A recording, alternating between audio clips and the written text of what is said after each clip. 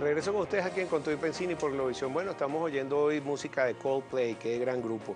Y bueno, ya tiene su disco nuevo. Vamos a hablar ahora con nuestro próximo invitado, Eloy Torres. Él es internacionalista y profesor universitario. Le agradezco mucho que haya regresado al programa porque la semana pasada no pudimos salir un día que vino por una cadena. Pero bueno, no importa, Eloy. Gracias por venir y movilizarte. Sé que estás muy ocupado. ¿Cómo estás? No te preocupes. Muy buenas tardes. ¿Cómo Nos estás? encadenamos también aquí a veces Ok, nosotros. está bien. Mira, Eloy, quería comenzar por un tema que nos está afectando a Venezuela, al mundo entero, a los países productores de petróleo, claro, en beneficio de los países consumidores de petróleo y que quieren gasolina más barata, pero está afectando las finanzas de todo el mundo, afecta los mercados, afecta todos los mercados de capitales, las bolsas. Pero es que Irán acaba de llegar a un nuevo acuerdo nuclear Con los Estados y Unidos, están sí. entonces eliminando todas las barreras de exportación de petróleo y eso está afectando el precio. Fíjate que se cayó en $4 y Así la es. perspectiva de muchos es que puede llegar a los $10. Quería que nos comentaras un poco a nivel de noticia histórica de qué se trata este acuerdo y si se espera que ese petróleo, crees tú, que llegue a los $10. Pedro, voy a abusar de una cita que yo con cierta frecuencia he utilizado, ¿no? A propósito de una filósofo ruso norteamericana de apellido Sinovieva. Ella decía que, en un escrito decía, tú puedes ignorar la realidad, mas no puedes ignorar las consecuencias de haber ignorado la realidad. El gobierno venezolano está frente a una situación que ellos eludieron, que ellos obviaron, que ellos lo dieron como algo que nunca iba a pasar, demostrando con ello no solamente una orfandad de ideas y de cultura económica y política y decisional que nos lleva a todo el país, nos está colocando a todo el país, a todos los venezolanos, en una situación de prácticamente estamos lanzándonos por un precipicio y no tenemos ni siquiera un paracaídas con el cual nosotros podamos soportar esta caída. La situación es un hecho, pues los países más afectados son justamente aquellos que dilapidaron todo durante 16 años, 16, casi 17 años, toda una fortuna. Como se dijo recientemente en la Asamblea, son mil de millones de la cantidad de dólares y esa cuestión no se observa, no se ve, se ha quebrado el aparato productivo nacional. Hoy en día nosotros importamos leche, papel toalette, café, azúcar, cosas que nosotros producíamos normalmente, pero en ese empeño confiscador, expropiador que tuvo ese chip comunista arcaico, atrasado, decidieron destrozar pues, el aparato productivo y hoy en día importamos lo que no podemos producir. Y como quiera que ya no tenemos dólares con qué importar, vamos a estar viendo una hambruna, yo no diría que africana, pero sí cercana a ella. Bueno, nosotros teníamos que importar más o menos un 40% de lo que consumíamos hace 15 años, ahorita Sí. estamos importando más del 70%. Sin embargo, veo que el vicepresidente Aristóbulo Isturi tiene un propósito de diálogo. Él está hablando que se acabó la economía rentista, él viene de Acción Democrática, tú que vienes del mundo diplomático, creo que se está manejando dentro de un discurso diplomático con su excompañero Henry Ramos Alup, y veo que sí están preocupados por la producción, por lo menos en algunos voceros del gobierno, al igual que la oposición, saben que esto es uno de los temas principales. ¿No crees Ciertamente. tú que estemos frente a una puerta, una ventana para algo nuevo? Dios indique que eso sea así. Dios nos está indicando que eso es lo lógico, lo racional, buscar un entendimiento sin pretender sacar el hacha de la venganza y acusarlos a ellos, porque ellos son realmente los culpables de este desastre que vive Venezuela. Pero si bienvenidos, si ellos decidieron sentarse a conversar, pero veo que ellos se están sentando a conversar con una carta en la mano que constituye ese llamado decreto de emergencia, el cual no es sino una reiteración de todas sus viejas políticas durante estos 16, 17 años y que lamentablemente no te ofrece, porque no va a las causas reales del problema económico del país, sino que va simplemente a esas consecuencias que están viendo, que es normal que aquí la economía esté funcionando como esté funcionando, entonces pretender de la noche a la mañana con ese decreto de emergencia, creo que van a ir al fracaso. Luego, lo están haciendo con una visión muy atrasada, muy arcaica, muy excesivamente estalinista. A mí me gusta Lenin en el año 1921, tras la revuelta de los marinos de Kronstadt, que hicieron fueron los que tomaron la revolución, el poder en el Palacio de Invierno en 1917, estos mismos marinos se levantaron en armas contra el poder soviético y una mortandad. El que era el ministro de Defensa, léase, el ministro de Guerra, léase Trotsky, los masacró. Sin embargo, Lenin se dio cuenta, oye, aquí está pasando algo.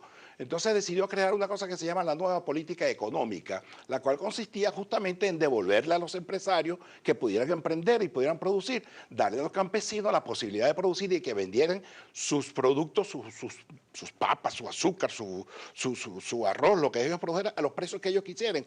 De ese modo, esa nueva política económica permitió, a pesar de la gran resistencia que había en el seno del Partido Comunista Soviético, en ese entonces el Partido Bolchevique, entre ellos Trotsky, porque decía que eso era un renacer del capitalismo en Rusia, pero eso fue lo que le dio vida a ese país, que logró superar esa hambruna que lo estaba amenazando. Bueno, luego vino Stalin en el año 1927 y fue otra cosa que él sacrificó y mató y obligó a todo el mundo a producir de una manera, pero eso es otro problema. Que Venezuela, igual que todo el mundo, está siguiendo una corriente de cambios. De hecho, bueno, lo votó así el pueblo. Pero Así no es. solamente Venezuela es que somos el líder en eso, tenemos países como Argentina votó por Macri, Brasil tiene también problemas y no se ve muy bien la Rousseff, seguramente vienen cambios ahí. El propio Raúl Castro tiene 7 años con los lineamientos que por fin están dándole un cambio, ellos dicen la actualización del modelo, pero en realidad es un cambio hacia un capitalismo de Estado, un capitalismo más moderno de lo que tenían antes. También el Papa ha estado involucrado diciendo que no se crean ideologías, o sea, hay un cambio, pero yo quería saber si aquí se va a dar o vamos a tener tropiezos a todo lo largo y encima del problema económico que tenemos, vamos a tener esas trabas políticas que estamos teniendo últimamente. Sí, yo voy a comenzar por decir una cosa que un poco para, digamos, que el presidente citó en su perorata no hace mucho, él citó a Albert Einstein, no en la presentación de su memoria y cuenta, sino en un discurso que días antes había pronunciado. Él citó al físico Albert Einstein. Yo le recomendaría que se leyera también otra frase de Einstein, quien decía palabras más, palabras menos, lo siguiente: si tú quieres resultados distintos, deja de estar haciendo lo que estás haciendo.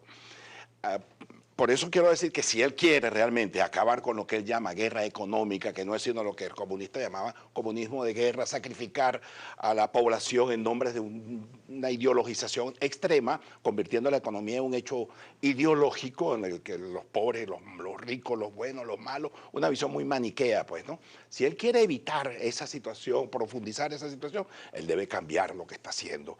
Y para ello, ojo, él tiene que tomar en consideración la opinión de lo que le está diciendo la oposición, lo que le está diciendo la iglesia, lo que le están diciendo otros sectores, ojo, y lo que está pasando en el mundo. Si bien Cuba, que tiene 50 y tantos años, el comunismo en ese país, decidieron cambiar. Si bien China ha decidido cambiar y volcarse hacia una economía de mercado, y hoy en día China en 25, 30 años se ha convertido en la gran potencia del siglo XXI, si bien la Unión Europea está solucionando sus problemas, sus diferencias mediante el diálogo, mediante la construcción y la conjunción de esfuerzos, ¿por qué razón Venezuela, con 30 millones de habitantes y, como se dice, con la reserva de petróleo más grande del mundo, no podemos poner a producir a este país, a dejar que los sectores productores produzcan normalmente sin ese control, sin esa vigilancia permanente, sin ese tinglado de leyes que van contra el derecho? Por cierto, son leyes desde el punto de vista legal, pero van contra el derecho, porque la sola consideración de no permitir, pues, que el individuo pueda producir libremente, eso es contra el derecho. Pareciera que estamos un poco antes del famoso decreto de guerra, decreto de garantías de 1864. Parece que estamos volviendo un poco más atrás a raíz de la famosa guerra federal y que por fin el país se puso de acuerdo y se creó ese conjunto de garantías en la que se permitía la propiedad privada, la libertad de economía, la libertad de pensamiento, la obligatoriedad de la educación. En fin de cuentas, todo aquello que produjera un proceso de civilización y de adelanto. Venezuela estamos aferrados en este momento, en el 2015, estamos viviendo un poco lo que dijera Mariano Picón Salas a propósito cuando murió el zar de Maracay, Gómez, tratando de interpretar ese momento al decir Venezuela ingresa al siglo XX una vez que muere el zar de Maracay, es decir, le hace Gómez. Nosotros estamos en el 2015, todavía no hemos entrado en el siglo XXI, en la época de la sociedad de la información, la época de la edad de los conocimientos, conocimiento, la época del internet, nosotros estamos hablando todavía de la espada de Bolívar que anda rondando por el mundo, cuando que eso está ¿cómo se llama? Superado por la propia realidad. ¿Cómo hacemos nosotros con 1,5 millones de jóvenes prácticamente que se han ido a este país, que se están formando, terminando de formar en Estados Unidos, trabajando en Europa? Son gente que son nuestros recursos humanos que se han formado y los hemos permitido que se fueran de este país. Sí. Hoy en día estamos detrás de un sueño absurdo, como diría Andrés Eloy Blanco, detrás de un hombre a caballo. Mira, tenemos, tú en la otra parte de la entrevista hablamos y me decías que Venezuela estaba entrando en esta crisis sin paracaídas. Tenemos algunos paracaídas, tendríamos que ver también en casos internacionales que tenemos, se podría recuperar plata, lo dijo aquí en el programa José Guerra antes de que fuera diputado, que él iba a dedicarse a eso, a recuperar algo de dinero, pero también tenemos algunos organismos internacionales a los que podemos acudir, así los satanicen, pero el Fondo Monetario Internacional está ahí. Así es. ¿Tú crees, a pesar de que dijeron hoy que Venezuela para este año va a tener una inflación del 500%, que tiene a todo el mundo, pero con pánico, pues bueno, ¿cómo vamos a comer? Pero el Fondo Monetario, ¿tú no crees que sería un organismo, el Banco Mundial, acudir a algunos organismos? Porque estamos en emergencia económica. Ciertamente, ciertamente, yo estoy muy de acuerdo, yo estoy de acuerdo con que el Banco Mundial, con que el Fondo Monetario, que todas las organizaciones del mundo participen en una conjunción de ayudar a Venezuela a superar esta crisis, pero nosotros aquí en Venezuela tenemos que hacer, y el principal elemento que debe propiciar la solución a estos problemas es el propio gobierno, porque es el que controla el Ejecutivo, el que controla los recursos, el que controla el Poder Judicial, el que controla el Poder Electoral, el Poder controla los militares, y lo único que está ahí al frente, que se llama la Asamblea, que tiene una mayoría relativamente holgada, la están enfrentando con todo el poder del Estado. Personalmente creo que la propia realidad le va a dar en la cara al gobierno y va a tener que sentarse y bajar la cabeza frente a estos hechos que están pasando. La propuesta que está haciendo el decreto del gobierno ha caído muy mal entre los expertos. Dicen, bueno, son más controles. Sí, más de lo mismo. Es peor porque entonces es como una habilitante económica donde pueden expropiarlo como le da la gana, pueden tener corralitos. Comunismo. Ok, háblame tú, porque tú tienes familia que me estabas diciendo que conoces muy bien el tema, por favor. Sí, claro, mi padre, como mucha gente sabe, fue uno de los líderes del Partido Comunista y por supuesto repensó su vida y se fue junto con Pompeyo y con Teodoro para fundar el MAS. La idea, pues, que lo que se andaba buscando no era eso lo que se estaba viendo en el mundo, pues, y que ellos tardíamente descubrieron, pero lo hicieron justamente sin desdecir de su actividad. Por el contrario, continuaron, mi padre, Teodoro, Pompeyo, Germán Lairetti y tantos otros, continuaron esa senda por creer en una sociedad distinta, democrática, plural, en la que todo el mundo existiera, que tuviera libertad de pensamiento, libertad de existir, etcétera, etcétera. Y una de las cosas que uno aprendió en ese comunismo es que realmente eso es una realidad fracasada. Es verdad, podrán decir, bueno, la Unión Soviética lanzó cohetes y ganó guerras, pero bueno, sobre la base de matarse, de morir miles de millones de personas, de seres humanos, igual que en China. En China murieron 40 millones de personas por hambre, en China, en la China de Mao. Hasta que ellos se dieron cuenta que no podían seguir con ese salto adelante y decidieron cambiar paulatinamente para, en los años finales de los años 70, llegar al poder ese señor bajito llamado Deng Xiaoping, quien graficó de alguna manera diciendo, no me importa de qué color son los gatos, lo que me importa es que cacen ratones. Igualmente debe aplicarse eso aquí en Venezuela. A mí no me importa si el señor que produce la botella de agua, que produce el azúcar, que sea de Adeco, sea Copellano, lo importante es que produzca. Claro, mira, Eloy, vamos a recordar a la gente cuál es tu... Loisito, @Loisito, sí. Con C, y tu programa, por favor, para que te El programa se llama La Dama y el Vagamundo, todos los sábados a las 4 de la tarde por Radio Sintonía 1420 AM. Gracias, siempre un placer hablar contigo y tenerte aquí, Eloy.